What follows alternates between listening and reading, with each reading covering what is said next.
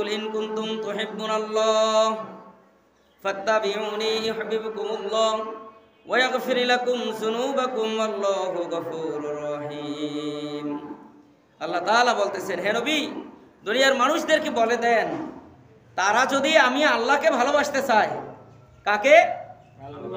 আল্লাহ বলতেছেন তার হাবিবের মাধ্যমে, হে নবী আপনি দুনিয়ার মানুষদেরকে বলে দেন, তোমরা যদি আমি আল্লাহকে ভালোবাসতে চাও, ফাত্তাবিউনি, আমি রাসূলের অনুকরণ করো। সুবহানাল্লাহ।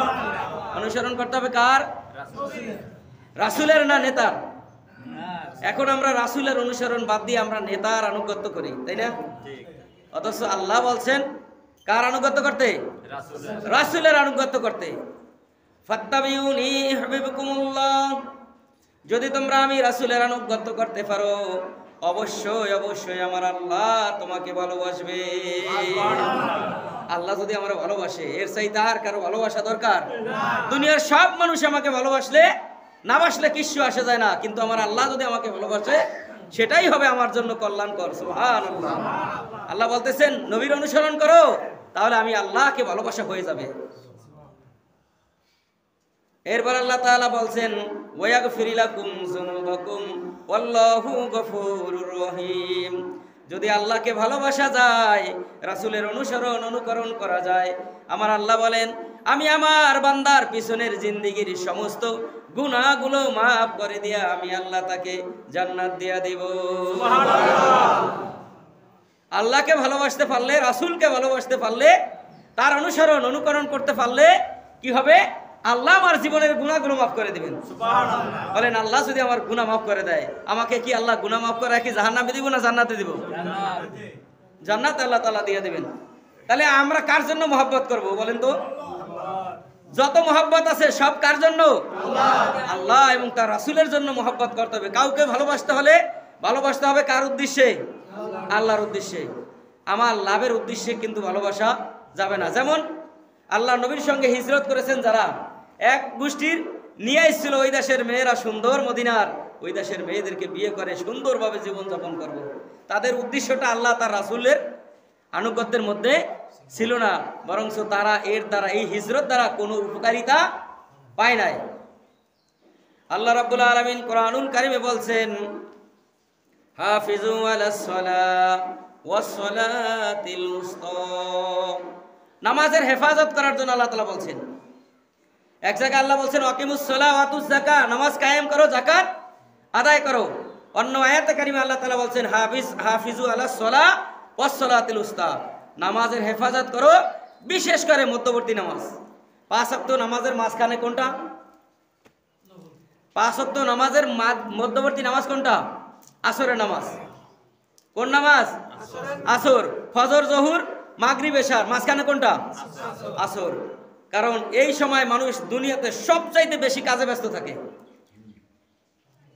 কোন সময়? আসরের সময়। দুনিয়ার সব কাজগুলো কোন সময় ঢোকে? আসরের সময়। এজন্য আল্লাহ কোরআনে বলছেন হাফিজু আলাস সালাহ ওয়াস সালাতিল উসতা, তোমরা নামাজের হেফাজতকারী হও এবং মধ্যবর্তী নামাজের হেফাজতকারী একটু বেশি হও। আল্লাহ রাব্বুল আলামিন বলছেন আসরের নামাজের প্রতি গুরুত্ব বেশি দেওয়ার জন্য, কারণ ওই সময় মানুষের কাজ কর্ম সবচাইতে বেশি থাকে। কারণ আপনি ফজরের নামাজ ঘুম থেকে উঠে আদায় করলেন, কোনো পেরেশানি নাই। জোহরের নামাজের আগেই তো মানুষ কাজকর্ম ছেড়ে দেয়, বা আজান হইলে ছেড়ে দেয়, আইসা নামাজ পড়ার ব্যবস্থা আছে। মাগরিবের সময় তো আর কেউ কাজ করে না, করে বিলে খালে বিলে কোথাও কাজ আছে? এশারের সময় বিলে খালে কোনো কাজ আছে? নাই। কাজ কোন সময়? আসরের সময়। জন্য আল্লাহ বলছেন যে আসরে, বিশেষ করে আসরের নামাজের উপর সবচাইতে বেশি যত্নবান হওয়ার জন্য। সুবহানাল্লাহ। কিয়ামতের ময়দানে আল্লাহ রাব্বুল আলামিন সূরা মুদাসসিরের মধ্যে বলতেছেন কিয়ামতের ময়দানে জান্নাতীরা যখন জান্নাতে থাকবে, জাহান্নামীরা যখন জাহান্নামে থাকবে, জান্নাত হবে উপরে, জাহান্নাম হবে নিচে, তখন হঠাৎ করে দুনিয়ার বন্ধু বান্ধবরা আলাপ করতে থাকবে। এক জাহান্নামী আর এক জাহান্নামকে বলবে ভাই তুমি কেন জাহান্নামে এসেছো? আর এক জাহান্নামী আর একজনকে বলবে ভাই তুমি কেন এসেছো? এক জান্নাতি আর এক জান্নাতিকে বলবে তুমি কেন, কিভাবে জান্নাতে আসলা? আর একজনকে বলবে তুমি কেমনে জান্নাতে আসলা? আল্লাহ রাব্বুল আলামিন কোরআনুল কারীমে বলতেছেন ইয়াতাসালুনা আনিল মুজরিমিন মা সালাকাকুম ফি সাকার ক্বালু লাম নাকু মিনাল মুসাল্লিন ওয়া লাম নাকু নুতঈমুল মিসকিন। যখন মুসলিমরা মানে জাহান্নামীরা, যারা দুনিয়াতে অত্যাচার নির্যাতন করছে মানুষকে, আল্লাহর হুকুম যারা আদায় করে নাই, এই মুসলিমদেরকে একজন মুসলিম আর একজন মুসলিমের সঙ্গে, একজন জাহান্নামী আর একজন জাহান্নামীর সঙ্গে যখন আলাপ করতে থাকবে, হঠাৎ করে তাদের নজর চলে যাবে উপরের দিকে। উপরে কি বলছিলাম? উপরে জান্নাত, নিচে কি? জাহান্নাম। জান্নাতীদের দিকে তাদের নজর চলে যাবে। নিচের থেকে জাহান্নামীরা ডাক দিবে জান্নাতীদেরকে, ও জান্নাতীরা, ও ভাই তোমাকে তো আমি চিনতে পারছি।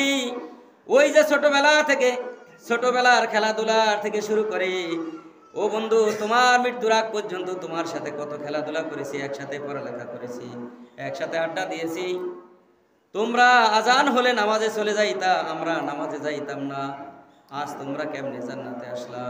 ও দোস্ত, এত সোহাগ তোমাকে করেছি, এত ভালোবেসেছি, এত আদর করেছি, এত কিছু তোমার জন্য করেছি, আজকে তুমি জান্নাতে। দয়া করে তুমি এই জাহান্নাম থেকে আমাদেরকে একটু বাঁচাও। জাহান্নামীরা জান্নাতীদের কাছে নিয়ামত চাবে।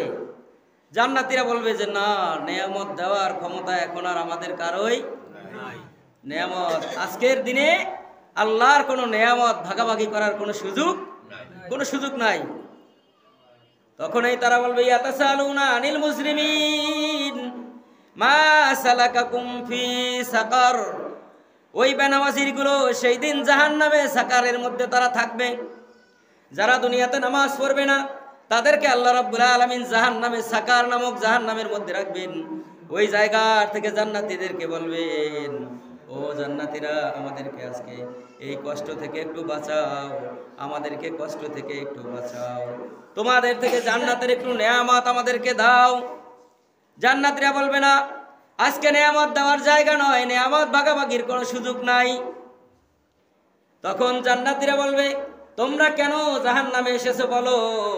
তখন তারা বলবে, ক্বালু লাম নাকু মিনাল মুসাল্লিন ওয়া লাম নাকু নুতঈমুল মিসকিন। তখন জাহান্নামীরা বলবে, আমরা দুনিয়ায় নামাজি ছিলাম না, এই জন্য আমরা জাহান্নামে এসেছি। তাহলে জাহান্নামে যাওয়ার প্রথম কারণ হলো নামাজ কি করা? না পড়া। জাহান্নামে যাওয়ার প্রথম কারণ হলো নামাজ না পড়া। 2 নম্বর কারণ হলো অভাবগ্রস্তদেরকে, এতিমদেরকে, মুসাফিরদেরকে, ভিক্ষুকদেরকে খাদ্য না দেওয়া। এটা হলো 2 নম্বর কারণ। কয় নম্বর কারণ? 2 নম্বর কারণ। জাহান্নামে যাওয়ার 2 নম্বর কারণ হলো এতিম মিসকিনদেরকে খাদ্য না দেওয়া, নিজেও দেয় না, আর একজনকে দিতেও উৎসাহিত করে না। এরকম মানুষ আছে না? একজন ভিক্ষুক আসছে আপনার সামনে, ভিক্ষা চাইতেছে, আপনার পাশে আপনার বন্ধু, এখন আসার পরে মকসবা শুরু করছে ভিক্ষুককে। এরকম লোক আছে না? এই মেয়ে কাজ করে খাইতে পারছ না, কাজ করবা, আসো আমার বাড়িতে তোমার রাখবো, পয়সাও দিমু, কাজও করবা, পয়সাও দিমু, খাওয়ামু। এরকম মকসবা করে না অনেকে? ভেটকি দেয় কিনা?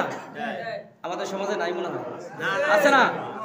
আমার কাছে আসছে চাওয়ার জন্য, তোমার কাছে তো ভাই চাই নাই, আমার কাছে আসছে, আমি পারলে দিলাম, না পারলে তারা বুঝাইয়া দিমু। তুমি ভেটকি দেওয়ার কে? তোমার পকেটে তো তোমার পয়সা দেওয়া হচ্ছে না।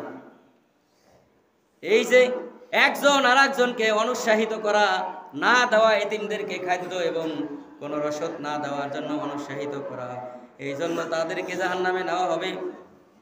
আল্লাহ রাব্বুল আলামিন সূরা মুলকের 10 নম্বর আয়াতে বলছেন, লাউ কুন্না নাসমাউ ওয়া নাকিলুন মা কুন্না ফি আসহাবিস সাইর।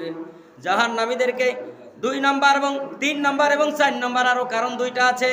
1 নম্বর 3 নম্বর কারণ হলো লাউ কুন্না নাসমাউ, যখন কোরআনের কথা বলা হয় তখন এই মনোযোগ সহকারে কোরআনের কথা না শোনা আমাদের সমাজে নাই? যারা কোরআনের কথা বললে যাদের গাও চলে, এরকম লোক আমাদের সমাজে নাই? কোরআনের কথা বললেই হুজুরের রাজনীতি শুরু করছে। কোরআন কি রাজনীতির কিতাব কিনা? এই পৃথিবীর শ্রেষ্ঠ রাজনীতির কিতাবের নাম হলো কোরআন। কোরআনটার নামই হলো রাজনীতি। কোরআনে একটা সূরাই আল্লাহ রাব্বুল আলামিন নাজিল করছেন রাজনীতি আর সংসদ নিয়া। সুবহানাল্লাহ কোন? সূরার নাম হচ্ছে সূরায়ে আশ-শূরা। সূরায়ে আশ-শূরা, শূরা মানে সংসদ, শূরা মানে কি? সংসদ। আল্লাহ রাব্বুল আলামিন প্রত্যক্ষ পরোক্ষভাবে কোরআনুল কারিমে 500 আয়াত নাজিল করেছেন শুধু রাজনীতি নিয়ে। সুবহানাল্লাহ।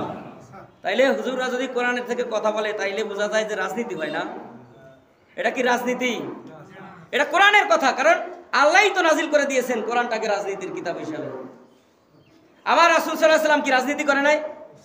তিনি কি রাষ্ট্রপতি ছিলেন না? কি বলেন, ছিলেন কিনা? তিনি যেরকম ছিলেন রাষ্ট্রপতি, সেরকম ছিলেন মসজিদের ইমাম, ওই রকমই ছিলেন আবার ময়দানের সেনাপতিও। সুবহানাল্লাহ বলেন না? ছিলেন নি? তাহলে কোরআনটা আল্লাহ রাব্বুল আলামিন রাজনীতির জন্যই তো দিবেন, যে এই কোরআন দিয়া তুমি সমাজ কেমনে চালাইবা, এই কোরআন দিয়া তুমি সমাজ কেমনে চালাইবা। কোরআন থেকেই শিক্ষা নিতে হবে সমাজ কেমনে চলবে, কোরআন থেকে শিক্ষা নিতে হবে রাষ্ট্র কেমনে চলবে, কোরআন থেকে শিক্ষা নিতে হবে আপনার সংসারটা কেমনে চলবে, কোরআন থেকে শিক্ষা নিতে হবে আমার জীবনটা আমি কেমনে চালাম। কি আমি কি কোনো মানুষের থেকে শিক্ষা নিব না? কোরআন থেকে। কোরআন থেকে আমাকে শিক্ষা নিতে হবে যে আমার রাজনীতিটা কেমন হবে, আমার সমাজনীতিটা কেমন হবে, আমার জীবন নীতিটা কেমন হবে, আমার পররাষ্ট্র নীতি স্বরাষ্ট্র নীতি কেমন হবে। এটা নিব কি মানুষের থেকে না কোরআন থেকে? কোরআন থেকে আমি নিব। তাহলেই তো এই দেশের সঠিক বিচার হবে। দেশে ইনসাফপূর্ণ বিচার ব্যবস্থা যদি কায়েম হয়ে যায়, কোরআন থেকে যদি মানুষ বিচার ব্যবস্থা চালু করে দেয়, তাহলে সমাজের মধ্যে কোনো বিশৃঙ্খলা থাকবে না। হযরত ওমর রাদিয়াল্লাহু তাআলা আনহু সংসদ ভবনে বসা, তিনি সংসদ পরিচালনা করতেছেন। একজন বৃদ্ধ মহিলা তার যুবতী মেয়েকে নিয়ে সংসদ ভবনের সামনে উপস্থিত। সংসদ ভবনটা ছিল আল্লাহর নবীজির মসজিদ, মসজিদে নববী। আল্লাহর নবীজির সংসদ ভবন ছিল মসজিদে নববী। হযরত ওমরের সংসদ ভবনও ছিল মসজিদে নববী, কারণ আল্লাহর নবীর পরে খলিফা ছিলেন হযরত আবু বকর। হযরত আবু বকরের পরে ইসলামের দ্বিতীয় খলিফা ছিলেন হযরত ওমর। খলিফা যিনি, রাষ্ট্রপতি যিনি, তার পরিচালনার ঘর হলো মসজিদ ঘর। ওই সময় আমাদের দেশের মতন এরকম সংসদ ভবন আলাদা ছিল না। মূলত আমাদের বাংলাদেশের মুসলমানদের প্রধান যেই সংসদ ভবন সেটা হলো বাইতুল মোকাররম। কারণ দেশের জাতীয় মসজিদ কোনটা? বাইতুল মোকাররম। এখান থেকে যদি ইমাম ঘোষণা করেন, প্রধানমন্ত্রী যদি ওই জায়গায় মেম্বারে দাঁড়াইয়া যদি ঘোষণা করেন 5 ওয়াক্ত নামাজ আল্লাহ ফরজ করেছেন, একজন মানুষও আজান হওয়ার পরে কোনো পুরুষ যদি মসজিদে নামাজে জামাতে শামিল না হয়, ওরে ধরে পাশাপাশি পিড়াও, জেলখানায় ঢুকায় দাও। একটা বাপের বেটারও সাহস হবে আজান হওয়ার পরে রাস্তায় ঘুরতে? কি বলেন, হবে? যেমন আল্লাহ নবীজি মেম্বার থেকে ঘোষণা দিয়েছেন আল্লাহর হুকুম নামাজ ফরজ, আজান হওয়ার সাথে সাথে সকল মানুষগুলো মসজিদে গেছে কি যায় নাই? আল্লাহ নবী সাল্লাল্লাহু আলাইহি সাল্লাম যেই জায়গায় বসে আল্লাহর নবীজি সংসদ চালাইছেন, ওই জায়গায় বসে আবু বকর সংসদ চালাইছেন, ওই জায়গায় বসে হযরত ওমর সংসদ চালাইছেন। হযরত ওমরের সামনে সংসদ চলাকালীন অবস্থায় বৃদ্ধ মহিলা দরজায় উপস্থিত, ডাক দিয়ে হাত উঁচু করে বললেন, ওমর সংসদের অধিবেশন থামাও। কার এত বড় কলিজা, হযরত ওমরকে থামাইতে বলে সংসদ? হযরত ওমরের সামনে কথা বলার মতন ক্ষমতা পৃথিবীর কারোই ছিল না। সেই ওমরকে একজন বৃদ্ধ মহিলা বলে, ওমর তোমার সংসদ থামাও। হযরত ওমর সংসদকে স্থগিত ঘোষণা করলেন, সাথে সাথে থেমে গেল। হযরত ওমর তার চেয়ার থেকে উঠে মহিলার সামনে চলে গেলেন। মা কি হয়েছে? ভদ্রভাবে মহিলাকে বললেন, মা তোমার কি হয়েছে, কি সমস্যা বলো। এবার মহিলা বললেন, হযরত ওমর তোমার কাছে নালিশ নিয়ে আসছি আমি। কি নালিশ? আমার এই যে যুবতী মেয়েটা দেখো, তোমার ছেলে আবু শাহামা আমার এই কন্যা সন্তানটাকে ধর্ষণ করেছে, আমি বিচার চাই। রাষ্ট্রপতির কাছে তার সন্তানের বিপক্ষে বিচার। আমাকে মেম্বারের সামনে যদি যায় তার সন্তানের চরিত্রহীনতার যদি বিচার দেয়, আমাকে মেম্বার ঘুষিয়ে দাঁত খুলে দেবেন, আমাকে কইব কি আমার পোলার নামে এই ধরনের কথা কো? আমার পোলার মতন ভালো পোলা আছে জগতে? কি বলেন, বলবে না? হ্যাঁ, পোলার পক্ষে সাফাই গাইবে। হযরত ওমরের মতো লোক সংসদ থামায় মহিলার সামনে চলে গেছেন। মহিলাকে বলছেন, মা কি হয়েছে? আমার মেয়ে ধর্ষিত হয়েছে আপনার সন্তান দ্বারা। হযরত ওমর বললেন, মা অপেক্ষা করেন, আমি আসতেছি। সমস্ত সংসদ সদস্যদেরকে বললেন, তোমরা বসে থাকো, আমি আসতেছি। হযরত ওমর বাড়িতে চলে গেলেন। দরজায় যায় ডাক দিলেন, আব্দুল্লাহর মা। কি বলে ডাক দিছে? হযরত ওমরের বড় সন্তানের নাম ছিল আব্দুল্লাহ ইবনে ওমর। দরজায় যখন ডাক দিছেন আব্দুল্লাহর মা, তখন হয়তো পিলাই চমকায়া গেছে। অসময় আমার স্বামী কেন বাড়িতে আসলো? সন্তান ঘরের ভিতরে খানা খাইতে বইছে, আমার বাবা কেন অসময় আমার ঘরে ডাক দিল? পেটের ভাত কি যা ঢুকাইছে এগুলেন শেষ, সামনে যা আছে খাওয়ার মতন আর ক্ষমতা নাই। কারণ ওমরের চরিত্র তার স্বামী তার সন্তানেরা জানে কিনা? কি বলেন, জানে না? হযরত ওমর বাড়িতে ঢুকলেন, জিজ্ঞাসা করলেন, আবু শাহামা কোথায়? হযরত ওমরের স্ত্রী বললেন, খাওয়া দাওয়া করতে বসেছে। ডাক দিলেন, তোমার খাওয়া দাওয়া শেষ করো। খাওয়া দাওয়া করার মতন আর কোনো অবস্থা তার নাই। খানার ঢোকে না পেটের মধ্যে, হাতে আর মুঠ ধরে না, মুখে নেওয়ার মতো লোকমা তার আর হাতে ওঠে না। হযরত ওমর জিজ্ঞাসা করলেন, আমি তোমাকে একটা কথা জিজ্ঞাসা করছি, সত্য কথা বলবা? কারণ ওমরের সামনে মিথ্যা কথা বললে তার গর্দান থাকবে। আল্লাহ নবীজির বিচার, এক ইহুদির এক নাস্তিকের আল্লাহ নবীজির বিচার তার পছন্দ হয় নাই। সানি বিচার করার জন্য হযরত আবু বকরের কাছে গেলেন। বললেন, আবু বকর, এই বিচারটা ফয়সালা করে দেন। হযরত আবু বকর বললেন, প্রথম বিচার কে করেছে? বললেন যে আল্লাহর নবীজি করেছে। আল্লাহর নবীজির বিচারের উপর বিচার করার ক্ষমতা পৃথিবীর কারো আছে? আওয়াজ দেন, আছে? আল্লাহর নবীজির বিচারের উপর বিচার করার ক্ষমতা আল্লাহর পরে আর দুনিয়াতে কারো নাই। হযরত আবু বকর বললেন, আমার দ্বারা সম্ভব না, আমি বিচার করতে পারবো না আল্লাহর নবীজির বিচারের উপরে। নাস্তিক চলে গেলেন, হযরত ওমরের দরবারে যায় বললেন, ওমর, বিচার নিয়ে আসছি, আপনি ফয়সালা করে দেন। ওমর জিজ্ঞাসা করলেন, প্রথম বিচার কে করেছে? বললেন যে আল্লাহ নবী করেছেন। আল্লাহ নবীজি আমার বিপক্ষে সাক্ষী দিয়েছেন, আমার বিপক্ষে রায় দিয়েছেন। আমি একজন মুসলমান, অথচ ইহুদির পক্ষে আল্লাহ নবীজি রায় দিয়েছেন, আমার পছন্দ হয় নাই। আল্লাহ নবীজির বিচার তোমার পছন্দ হয় নাই? বললেন যে না, আপনি বিচার করে দেন। হযরত ওমর বললেন, দাঁড়াও, ঘরের ভিতর থেকে আসতে আসি। ঘরের ভিতর যাইয়া জুলফিকার তরবারি হাতে করে আইসা হযরত ওমর বললেন, আল্লাহ নবীজির বিচার তোমার এখনো পছন্দ হয় নাই? কয় না। তাহলে পছন্দ করাচ্ছি। হযরত ওমর এক কোপ দিয়া দুইটা ভাগ করে ফেললেন, কল্লা একদিকে, দেহটা আর একদিকে। আল্লাহ নবীজির বিচার যার ফয়সালা হয় না, মন মতন হয় না, এর দুনিয়াতে থাকার কোনো অধিকার কি আছে নাকি? আল্লাহ নবীজির বিচারের চাইতে ন্যায় বিচার করার কোনো মানুষ পৃথিবীতে আছে? তার বিচার মানে না, ওর কল্লা দুনিয়াতে থাকার কোনো প্রয়োজন আছে? আর কি তার সামনে বিচার নিয়ে কেউ যাইব সহজে? মিথ্যা বিচার নিয়ে? হযরত ওমর বললেন, বাবা তাড়াতাড়ি খাওয়া শেষ করো। সন্তান বললেন, বাবা আমার খাওয়া শেষ, আর খানা ঢোকে না। এবার জিজ্ঞাসা করলেন, বাবা তুমি কি এই কাজ করেছো কিনা? সন্তান অকপটে স্বীকার করে দিলেন, বাবা আমার ভুল হয়েছে, আমি ক্ষমাও চেয়েছি, আল্লাহর কাছে তওবা করেছি, আমি কাজটা করেই ফেলেছি। বন্ধুদের আড্ডায় পড়িয়া মদ খাইছিলাম, যার কারণে আমি ধৈর্য ধরতে পারি নাই, মাথা বিকৃত হয়ে গেছে, বন্ধুদের আড্ডায় পড়ে এই কাজ করে ফেলেছি। আমি আল্লাহর কাছে তওবা করেছি, মাফ চেয়েছি, আপনিও আমাকে মাফ করে দেন। এবার হযরত ওমর বললেন, অন্যায় করেছো যার সাথে, মাফ করবে তো সে, এই মাফ করার ক্ষমতা আমার নাই। হযরত ওমর সন্তানকে নিয়ে চলে গেলেন সংসদে। যায়া প্রধান বিচারপতিকে বললেন, বিচারপতি আমার সন্তান আবু শাহামা এই অন্যায় করেছে, কোরআন থেকে তুমি ফয়সালা দাও। রাষ্ট্রপতির সামনে বসা প্রধান বিচারপতি, রাষ্ট্রপতির ক্ষমতা বেশি না বিচারপতির ক্ষমতা বেশি? কি বলেন, রাষ্ট্রপতির ক্ষমতা বেশি না? এবার হযরত ওমর বললেন, কোন রকম পার্সিয়ালিটি এলে কিন্তু তোমার কল্লা থাকবো না, কাজী বুঝো। হযরত ওমরের সামনে কোন রকম বিচার যদি পার্সিয়ালিটি হয়, কল্লা কিন্তু তোমার কল্লাও থাকবো না, বুঝিয়া লও, বিচার ঠিক মতন, রায় ঠিক মতন দিও। এবার কাজী বললেন, কোন সেনাকার কোন সেনাকারিনীকে কোরআনের দৃষ্টিতে 100 বেত্রাঘাত করতে হবে। কয়শো? 100 চাবুকের বাড়ি তাকে দিতে হবে, তাও চামড়ার। কিসের? চামড়ার চাবুক দিয়ে মারতে হবে, 100টা বেত্রাঘাত তাকে করতে হবে। হযরত ওমর বললেন, কাজী তুমি শুরু করো, আমি গণতে থাকি। বিধান শুরু করো তুমি, আমি গুনতে থাকি। হযরত ওমর প্রধান বিচারপতি 20টা বাড়ি দিছিলেন। 20টা বাড়ি দেওয়ার পরে হযরত ওমর রাগ হয়ে গেছেন, তোমার গায়ে কি বল নাই? আমি ওমরের রাষ্ট্রপতি, ওমরের সন্তান বলে তুমি কি আস্তে আস্তে ফিরাইতেছো?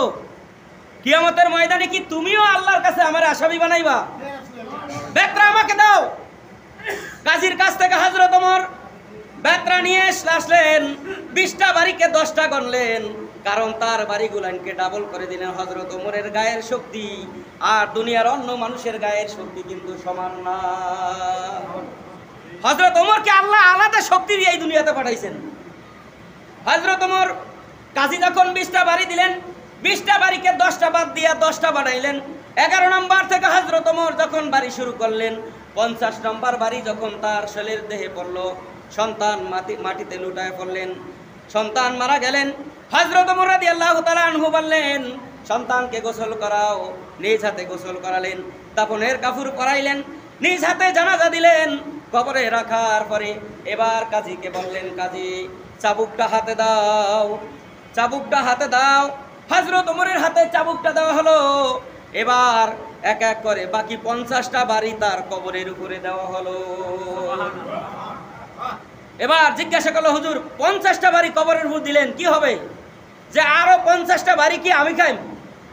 100 বাড়ি তো তাকে খেতেই হবে কোরআনের আইন অনুযায়ী। বাকি 50টা বাড়ি আমি কবরের উপর দিয়েছি, কারণ কিয়ামতের ময়দানে আমি আল্লাহর কাছে বলতে পারবো, আল্লাহ 50টা দেওয়ার পরে যেহেতু মারা গেছে, বাকিটা 50টা বাড়ি আমি কবরের উপর দিয়া আমি এটাকে উসুল করে দিয়েছি। আল্লাহ, আমি তোমার আইনকে দুনিয়াতে বাস্তবায়ন করেছি। হযরত ওমর সন্তানকে দাফন করার পরে, বিচার ফয়সালা শেষ করার পরে বাড়িতে চলে গেলেন। এবার ঘরের ভিতরে যায়, যেই বালিশে সন্তান মাথা দিয়া ঘুমাইতো, যেই বিছানায় সন্তান ঘুমাইতো, ওই বালিশ ধরে হযরত ওমর রাদিয়াল্লাহু তাআলা আনহু বিছানার উপরে বিছার মতন গড়িয়া গড়াগড়ি করে তিনি চিল্লাফাল্লা করে কান্না শুরু করলেন। এবার স্ত্রী বললেন, স্বামী গো, আমি আপনাকে বলছিলাম এইবারের জন্য সন্তানটাকে মাফ করে দেন। ওই মহিলাকে কিছু টাকা পয়সা সোনা গহনা দিয়া আপনি বিদায় করে দেন। স্বামী, আপনার হাতে পায়ে ধরেছিলাম, আপনি মানেন নাই। আপনি সন্তানটাকে মেরে এখন আপনি আইসা ওই সন্তানের বিছানায় কান্নাকাটি করতেছেন, আপনার মনে কি একটু মায়া দয়া নাই? এবার স্ত্রীকে বলল, স্ত্রী গো শোনো, আমি আল্লাহর হুকুম আদায় করেছি, আল্লাহর হুকুম আদায় করতে আমি পার্সিয়ালি করি নাই। আমার সন্তানের প্রতি তো আমারও মায়া আছে, আমি সন্তানের বিচারের ব্যাপারে কোনো মায়া করি নাই, কিন্তু সন্তানের মায়া এখন আমি কাঁদতেছি, কারণ কিয়ামতের ময়দানে আমি আল্লাহর কাছে বলতে পারবো, ও আল্লাহ, বিচারের ব্যাপারে ওমর এক বিন্দু কাউকে ছাড় দেয় না। আমাদের সন্তানেরা যদি এর চাইতে বেশি অন্যায় করে, আমাদের সন্তানদেরকে আদর দিয়া সেলুট দিয়া বাড়িতে নেই, কি বলেন, নেই না? আবার এইগুলিনে দামাচাপা দেওয়ার জন্য টাকা পয়সা দিয়ে আমরা বিচার ব্যবস্থা সাজায়ও, সাক্ষী সুক্ষী বিচার ব্যবস্থা সাজাই, কি বলেন, সাজাই কিনা?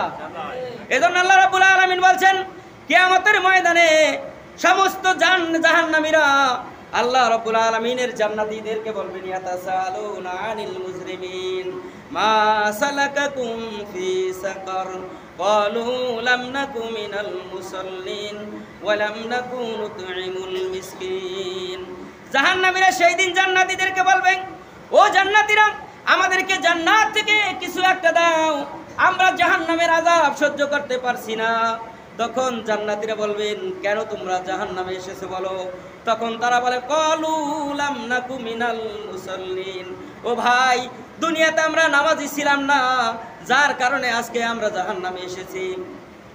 ওয়া লাম নাকু নুতঈমুল মিসকিন, আর মিসকিনদেরকে আমরা খাদ্য দিতাম না, উৎসাহিত করতাম না দিতে, যার কারণে আমরা আজকে জাহান্নামে এসেছি। আল্লাহ সূরা মুলকের মধ্যে 3 এবং 4 নম্বর জাহান্নামে যাওয়ার কারণ বর্ণনা করতেছেন। ওয়ালাউ কুন্না নাসমাউ আও নাকিলুনা মা কুন্না ফি আসহাবিস সাঈর। 3 নম্বর কারণে যারা জাহান্নামে যাবে, যাদের সামনে কোরআনের কথা বলা হয়, ইসলামের কথা বলা হয়, আল্লাহর কথা, রাসূলের কথা বলা হয়, তখন কিছু মানুষ আছে দেখবেন নাক ছিটকায়, বা এরম ওয়াজ কত শুনছি, এগুলান পেট ভরাই আছে, আরে হুজুরা কত কথা বানায় এই কয়, কি বলেন, কয় কিনা? এই কান দিয়া ঢুকায়, এই কান দিয়া বের করে দেয় কোরআনের কথা। দেয় কিনা? এই লোকগুলাইনকে আল্লাহ বলছেন লাউ কুন্না নাসমাউ আও নাকিলুন, যারা কান দিয়া মনের মধ্যে মাথার মধ্যে ঢুকাবে না এবং আকেল দিয়া বিবেক দিয়া যারা আল্লাহর হুকুমগুলোকে আদায় করবে না, তারাও যাবে জাহান্নামে। কোথায় যাবে? যারা মন দিয়া কোরআনের কথা শুনবে না এবং বিবেক দিয়ে কাজ করবে না, এই দুইটা মোট 4টা কারণে মানুষদেরকে আল্লাহ তাআলা কিয়ামতের ময়দানে জাহান্নামে পাঠিয়ে দিবেন। নাউজুবিল্লাহ। এখন কি আমরা জাহান্নামে যাইতে চাই না জান্নাতে?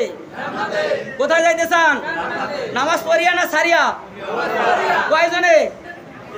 নামাজ হইতে পারি না। নামাজ যা পড়ি তাও কোন রকম একটু রকেটের গতিতে পড়ি। কি বলেন? নামাজ যাও পড়ি কিসের গতিতে? রকেটের গতিতে। সেজদাও দিয়া হারা যায় না, রুকু দিয়াও সারা যায় না। রুকু তলে সোজা হওয়ার সময় নাই, রুকু থেকে সোজা হয়ে দাঁড়ানোর সময় নাই, মানে রুকু থেকে ওঠার আগেই সেজদায় চলে যায়। এক সেজদা থেকে না বসার আগে আরেক সেজদায় চলে যায়। এরকম নামাজি আছে না? এদের নামাজে কোনো কাজ হবে? ফাওয়াইলুল লিল মুসাল্লিন আল্লাযীনা হুম আন সালাতিহিম সাহুন। আল্লাহ তাআলা বলছেন ওই সকল নামাজীদের জন্য ধ্বংস, যাদের নামাজে কোনো উপকারিতা নাই, যাদের নামাজ তাদেরকে মুক্তি দিতে পারবে না। তারা হচ্ছে ওই লোক যারা নামাজের মধ্যে গাফেল, অন্যমনস্ক, যারা নামাজ পড়ে ফ্যানও করে, নামাজ পড়ে ঘড়িও চায়, নামাজ পড়ে বাইরের হিসাব কিতাবও করে, নামাজও পড়ে দুনিয়ার বাজে চিন্তাও মনের ভিতরে ঢুকায়। এরকম লোক আসেনি? কি বলেন, আছে না? আপনি নামাজে কার সামনে দাঁড়াইছেন? কার সামনে দাঁড়াইছেন? দুনিয়ার কারো সামনে? দুনিয়ার কারো সামনে নয়, আমরা একমাত্র আল্লাহর সামনে দাঁড়াইছি। আমার মন থাকতে হবে একমাত্র আল্লাহকে খুশি করা, আমার মন থাকতে হবে একমাত্র আল্লাহকে রাজি করা, তাহলে আমার নামাজ আমাকে উপকারিতা দিবে। নামাজ পড়তে আসলে মন যদি আল্লাহর দিকে থাকে, রাসূলের দিকে থাকে, আল্লাহর জান্নাতের দিকে যদি মন থাকে, তাহলে কেবল নামাজ পড়তে আসলে আমার মনটা শান্তি লাগবে, মনটাকে শান্তি শান্তি মনে হবে। কিন্তু নামাজও পড়ি শয়তানিও ছাড়ি না, নামাজও পড়ি ধোঁকাবাজিও ছাড়ি না, নামাজও পড়ি আইলো ঠেলি, নামাজও পড়ি মানুষের জমিন লুটপাট করে খাই নাকি, নামাজও পড়ি সুদের ব্যবসাও করি, নামাজও পড়ি ও মাপের মধ্যে চুরিও করি, ওজনে কম দেয় কিনা? কি বলেন, দেয় না? আরে ধোঁকাবাজি তো আমরাই। পৃথিবীর সবচাইতে বড় ধোঁকাবাজি জাতির নাম হলো বাঙালি। এর চাইতে বেশি ধোঁকাবাজ পৃথিবীর কোথাও নাই, পৃথিবীর কোথাও নাই। পৃথিবীর মানুষদেরকে চালাক বানাইছে বাঙালিরা। পৃথিবীর মানুষ ধোঁকাবাজি বসতো না, আমরা তাদেরকে ধোঁকাবাজ শিখাইছি। কি কন, শিখাই নাই? বাঙালি সুইজের গাড়া দিয়া ঢোকে, সুইজের গাড়া দিয়া বের হয়। এত বুদ্ধি, চিকন বুদ্ধি লয়ে তারা চলে। তারা আল্লাহরও ঠকাইতে চায়, তারা রাসূলকেও কি করে ঠকাইতে চায়।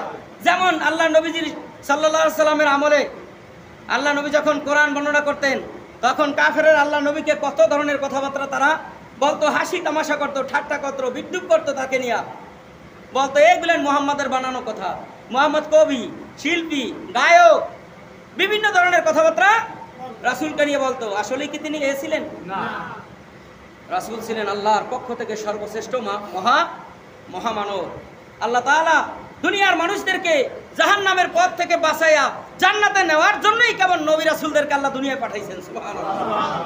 নসে মানুষগুলো পালহারা নৌকার মতন পথ হারাইয়া তারা সকল মানুষগুলো জাহান্নামী হয়ে যাইতো। জাহান্নাম থেকে বাঁচানোর জন্য আল্লাহ তাআলা যুগে যুগে এক একজন নবীকে আল্লাহ তাআলা এই দুনিয়ার জমিনে পাঠাইছেন। আল্লাহ তাআলা দুনিয়াতে যত নবী পাঠাইছেন, সকল নবীদেরকে এক একটা গোত্র, এক একটা দেশ, এক একটা জাতির জন্য পাঠাইছেন। কিন্তু আমার আপনার নবীকে আল্লাহ রাব্বুল আলামিন তাম পৃথিবীর সকল সৃষ্টির জন্য রহমাতাল লিল আলামিন হিসাবে পাঠাইছেন। সুবহানাল্লাহ। এক নবী ছিলেন এক এক গোত্রের, এক এক নবী ছিলেন এক এক জাতির, এক এক নবী এক একটা দেশের ছিলেন। কিন্তু আমার আপনার নবী গোটা পৃথিবীর জন্য রহমত। সুবহানাল্লাহ। আল্লাহ বলছেন আলহামদুলিল্লাহি রাব্বিল আলামিন। আমি আল্লাহ হলাম রহমাতাল লিল, আমি আল্লাহ হলাম গোটা পৃথিবীর জন্য, আমি আল্লাহ হলাম রহমাতাল লিল আলামিন। আলহামদুলিল্লাহি রাব্বিল আলামিন হলাম আমি আল্লাহ, আর আমার নবী মুহাম্মদুর রাসূলুল্লাহ হলেন রহমাতাল লিল আলামিন। গোটা জাতির জন্য, গোটা সৃষ্টির জন্য আমার আল্লাহ রাব্বুল আলামিন হলেন রহমাতাল লিল আলামিন। সুবহানাল্লাহ। রাসূলকে আল্লাহ রাব্বুল আলামিন রহমাতাল লিল আলামিন হিসাবে দুনিয়ায় পাঠাইছেন। সুবহানাল্লাহ। সেই নবী আমাদের জন্য কত কষ্ট করেছেন, জীবনের শেষ মুহূর্তে মৃত্যুর 3 দিন আগেই থেকে আল্লাহ নবীজি অসুস্থ ছিলেন, প্রচন্ড জ্বর ছিল শরীরে। আল্লাহ নবীজি জ্বরের আক্রান্ত হওয়ার কারণে একবার বেহুশ হয়ে যান, আবার জ্ঞান ফিরেন, আবার বেহুশ হয়ে যায়, আবার জ্ঞান ফিরেন। মৃত্যুর আগের দিন রাতের বেলা আল্লাহ নবী সাল্লাল্লাহু আলাইহি ওয়াসাল্লাম মা আয়েশাকে বললেন, আয়েশা গো, এখন মসজিদে নববীতে কি হচ্ছে? হযরত আয়েশা বললেন, ইয়া রাসূলুল্লাহ, ইয়া হাবিবাল্লাহ, দীর্ঘ সময় আপনার অপেক্ষা করে সাহাবায়ে কেরাম আমার বাবা হযরত আবু বকরের ইমামতিতে নামাজ আদায় করতে আছেন। আল্লাহ নবীজি সাল্লাল্লাহু আলাইহি ওয়াসাল্লাম বললেন, আয়েশা গো, মসজিদে নববীর দিকের জানালা দরজাগুলো একটু খুলে দাও, আমি একটু নামাজের দৃশ্য দেখতে চাই। দরজা জানালাগুলো খুলে দেওয়া হলো। মা আয়েশাকে বললেন, তোমার কাঁধের উপর ভর করে আমাকে একটু বসাও। আল্লাহ নবীজিকে বসানো হলো। আল্লাহ নবীজিকে রিটার্ন করে নামাজের দৃশ্য দেখতে লাগলেন। আল্লাহ নবীজির 2 চোখের কোঠা দিয়া পানি বেয়ে বেয়ে পড়তে আছে। হযরত আয়েশা বললেন, ইয়া রাসূলুল্লাহ, ইয়া হাবিবাল্লাহ, নামাজের দৃশ্য দেখে আপনি কাঁদেন কেন? এবার আল্লাহ নবীজি বললেন, আয়েশা গো, এই কান্না আমার কোনো কষ্টের কান্না নয়, এই কান্না আমার দুঃখের কান্না নয়, এই কান্না হচ্ছে আমার তৃপ্তির কান্না, আমার আনন্দের কান্না। কারণ আমার ইন্তেকালের পরে আমার উম্মতেরা কিয়ামত পর্যন্ত এইভাবে করে করে জামাতে নামাজ আদায় করবে। আজরাইল যখন আল্লাহ নবীজির ঘরের দরজায়, সেই সময় আল্লাহ নবীজির জবান থেকে বের হয়েছে আসসালাত, আসসালাত, আসসালাত ওয়া মা মালাকাত আইমানুকুম, ও আমার উম্মতেরা নামাজ, নামাজ, নামাজ, জীবনেও নামাজ ছেড়ে দিও না। এই ছিল রাসূলের জীবনের শেষ কথা। স্ত্রীর কথা বলেন নাই, নাতির কথা বলেন নাই, কলিজার টুকরা সন্তানের কথা বলেন নাই, জামাইয়ের কথা বলেন নাই, উম্মতের কথা চিন্তা করেন নাই। শুধু উম্মতকে জাহান্নাম থেকে বাঁচানোর জন্য আমার নবীজির জবান থেকে শেষ কথা বের হয়েছিল নামাজ, নামাজ। আজ সেই নবীর উম্মতরা নামাজ, নামাজ হলে, নামাজের আজান হলে মসজিদে লোক খুঁজে পাওয়া যায় না। হযরত আলী রাদিয়াল্লাহু তাআলা আনহুর বর্ণনা, রাসূল অভিযান শেষ করে মদিনায় ফিরতেছিলেন। দুপুরের সময়, জোহরের সময় আল্লাহ নবীজি হযরত আলীকে বললেন, আলী রে, আজান দিয়ে দাও, নামাজের সময় হয়েছে। নামাজ আদায় করে পরে কিছু খাওয়া দাওয়া করলেন। হযরত আলীকে বললেন, আলী, এখানে একটা তাবু খাটাও, আমার পাগুলো অবশ হয়ে গিয়েছে, আমি আর হাঁটতে পারি না, চলতে পারি না, আমার খুব কষ্ট হচ্ছে। আলী, এই জায়গায় একটু রেস্টের ব্যবস্থা করে দাও। রেস্টের ব্যবস্থা হয়ে গেল। আল্লাহর নবীজি হযরত আলীকে বললেন, আলী, তোমার উরুটা পেতে দাও, তোমার রানটা পেতে দাও, আমি একটু ঘুম আসতে চাই। হযরত আলী রাদিয়াল্লাহু তাআলা আনহু পাউটা পেতে দিলেন। আল্লাহ নবীজির কুদরতি মাথাটা হযরত আলী রাদিয়াল্লাহু তাআলা আনহুর রানের উপরে ধোয়ার সঙ্গে সঙ্গে রাসূলের ঘুম চলে আসলো। আল্লাহ নবীজি এমন ঘুম চলে আসছে, শোয়ার সাথে সাথে তার মধ্যে ঘুম, গভীর ঘুম হলে যেমন মানুষের নাকের মধ্যে একটা ডাকের আওয়াজ আসে, আসে কিনা? ঘুম যদি বেশি হয়, ঘুমের আরামটা যদি বেশি হয়ে যায়, নাক থেকে একটা আওয়াজ, গড়গড়ি আওয়াজ বের হয় কি হয় না? ওরকম আওয়াজ রাসূলের নাক থেকে বের হচ্ছেন। আসরের সময় হয়ে যাচ্ছে। হযরত আলী দেখলেন জোহরের সময় শুইছেন, আসরের সময় চলে এসেছে, এখনো রাসূলের ঘুম ভাঙার কোনো দৃশ্য নাই, কোনো আলামত খুঁজে পাওয়া যায় না। হযরত আলী রাদিয়াল্লাহু তাআলা আনহু বলেন, ওইদিকে গুনতে গুনতে দেখলাম আসরের আজান হয়ে গেছে, এখনো রাসূল ঘুম ভাঙে নাই, এখনো রাসূলের ঘুম ভাঙে না। দেখলাম যে নামাজের সময় চলে যাচ্ছে, সূর্য পশ্চিম আকাশে ঢলে পড়েছে, সূর্যটা লাল হয়ে গিয়েছে, এখনো রাসূলের ঘুম ভাঙে না, সূর্য এখন ডুবু ডুবু অবস্থায়। তখনও হযরত আলী রাদিয়াল্লাহু তাআলা আনহু বলেন, আল্লাহ নবীজির ঘুম ভাঙার কোনো দৃশ্য পাইছিলাম না, কোনো আলামত দেখছিলাম না। হঠাৎ করে নামাজের মায়ায় হযরত আলীর চোখ থেকে এক ফোঁটা পানি রাসূলের গায়ের উপর যখন পড়ে গেল, আল্লাহ নবীজি ছটফট করে জেগে উঠলেন। তিনি ঘুম ভেঙে গেল তার। ঘুম ভেঙে উঠে হযরত আলীকে বললেন, আলী রে, তুমি কাঁদছো কেন? কেউ কি তোমাকে আঘাত করেছে? শত্রু কি তোমাকে মেরেছে কিনা? হযরত আলী বললেন, ইয়া রাসূলুল্লাহ, না, আমাকে কেউ মারে নাই, তাহলে তুমি কেন কাঁদতেছো? এবার হযরত আলী বলেন, ইয়া রাসূলুল্লাহ, ইয়া হাবিবাল্লাহ, আপনি একটু পশ্চিম আকাশের দিকে তাকান। কোন দিকে তাকাবে? একটু পশ্চিম আকাশের দিকে তাকান। রাসূল মাথা ঘুরে যখন দেখলেন সূর্য এখন ডুবন্ত অবস্থায়, ডুবে যাচ্ছে যাচ্ছে অবস্থা, রাসূলের বুঝতে বাকি ছিল না, আমরা তো আসরের নামাজ আদায় করি নাই। আসরের নামাজের মায়ার কারণে হযরত আলী রাদিয়াল্লাহু তাআলা আনহুর চোখ থেকে পানি বের হয়ে গিয়েছে। কারণ কোরআনুল কারীমে আল্লাহ তাআলা বলছেন, হাফিজু আলাস সালাহ ওয়াসসালাতিল উসতা। আল্লাহ বলছেন তোমরা নামাজ কায়েম করো, বিশেষ করে মধ্যবর্তী নামাজ। তাহলে আসরের নামাজটাই হলো 5 ওয়াক্ত নামাজের মাঝখানের নামাজ। আল্লাহ নবীজি বললেন, আলী তুমি এই মায়ায় কাঁদতেছো, নামাজের মায়ায়। আমার আল্লাহ তো নামাজ প্রতিষ্ঠার জন্যই তো আমি মুহাম্মদুর রাসূলুল্লাহকে দুনিয়ায় পাঠাইছেন। তোমার নামাজের মায়ায় কান্না লাগবে না। আমি আল্লাহর হুকুমে সূর্যকে অর্ডার করতেছি। আল্লাহর হুকুমে হযরত মুহাম্মদুর রাসূলুল্লাহ শাহাদাত আঙ্গুলি ইশারা করে সূর্যকে বললেন, সূর্য আমি মুহাম্মদুর রাসূলুল্লাহ আসরের নামাজ আদায় করি নাই, আমার সাহাবীরা আদায় করে নাই। আমি আল্লাহর হুকুমে তোমাকে অর্ডার করতেছি, আসরের সময় যেই জায়গায় ছিলা এখন রাসূলের হুকুমে তুমি সেই জায়গায় চলে এসো। হযরত আলী বললেন, আমি রাসূলের আঙ্গুলটা দেখলাম। আঙ্গুলটা এইভাবে কথা বলার পরে মিশানোর আগ মুহূর্তে সূর্য আসরের সময় যেই জায়গায় ছিল দেখলাম মুহূর্তের মধ্যে সূর্যটা ওই জায়গায় চলে এসেছে। আল্লাহ নবী সাহাবীদেরকে নিয়ে জামাতে নামাজ আদায় করলেন। প্রিয় হাজিরিন, এইভাবে রাসূলুল্লাহ সাল্লাল্লাহু আলাইহি ওয়াসাল্লাম এই দুনিয়ার মানুষদেরকে নামাজ এইভাবে শিখিয়েছেন, এইভাবে নামাজ আদায়ের জন্য বলেছেন। প্রিয় হাজিরিন, আল্লাহ রাব্বুল আলামিনের হুকুম নামাজ আমরা ছেড়ে দিব? কথা বলবেন, নামাজ কি আমরা ছেড়ে দিব? আমরা যদি নামাজ ছেড়ে দেই জাহান্নাম ছাড়া কোনো উপায় নাই। কারণ কিয়ামতের ময়দানে আমার রাসূল বলেছেন সর্বপ্রথম আল্লাহ রাব্বুল আলামিন বান্দার নামাজের হিসাব নেবেন। কিসের হিসাব নেবে? সর্বপ্রথম বান্দার নামাজের হিসাব আল্লাহ তাআলা কিয়ামতের ময়দানে নেবেন। এবং আল্লাহ তাআলা বলবেন, আমার বান্দা যদি নামাজের হিসাব সঠিকভাবে দিয়ে দিতে পারে আমি আল্লাহ আমার বান্দার সামনের আর কোনো হিসাব নিব না। আমি আল্লাহ নামাজের হিসাব দিয়েই আমার বান্দাকে জান্নাত দিয়ে দেব। সুবহানাল্লাহ। আল্লাহ রাব্বুল আলামিন আমাদেরকে নামাজ কায়েম করার জন্য, নামাজ কায়েমকারী বান্দা হিসাবে যেন আল্লাহ তাআলা আমাদেরকে কবুল করে, বলেন আমিন। কারণ নামাজ আমি একলা পড়লেই হবে না। আমার স্ত্রী না পড়লে আমি জাহান্নামে যাব, আমার সন্তান না পড়লে তাদের কারণে আমি জাহান্নামে যাব। এই সন্তান কিয়ামতের ময়দানে আমাকে আমার আপনার বিরুদ্ধে মামলা দিবে। তারা আল্লাহর কাছে বলবে, আল্লাহ রব্বানা ইন্না সাআদাতানা ওয়া কুবরানা ফাআদাল্লুনা সাবিলা। আল্লাহ রাব্বুল আলামিন বলছেন সূরা ইব্রাহিমের মধ্যে আয়াতখানা আল্লাহ নাযিল করেছেন আর বলছেন কিয়ামতের ময়দানে সন্তান, প্রত্যেকটা সন্তান তার মা বাবার বিরুদ্ধে আমার আদালতে মামলা দায়ের করবে আর বলবে, আল্লাহ আজকে আমার মা বাবাকে দেখায় দাও, আজকে আমার নেতাদেরকে দেখায় দাও, আজকে আমার মুরব্বীদেরকে, দুনিয়ার মুরব্বীদেরকে দেখায় দাও যারা আজান হইলে নামাজে গেছে, আমাদেরকে নামাজের জন্য তাগিদ দেয় নাই, নামাজে নেয় নাই।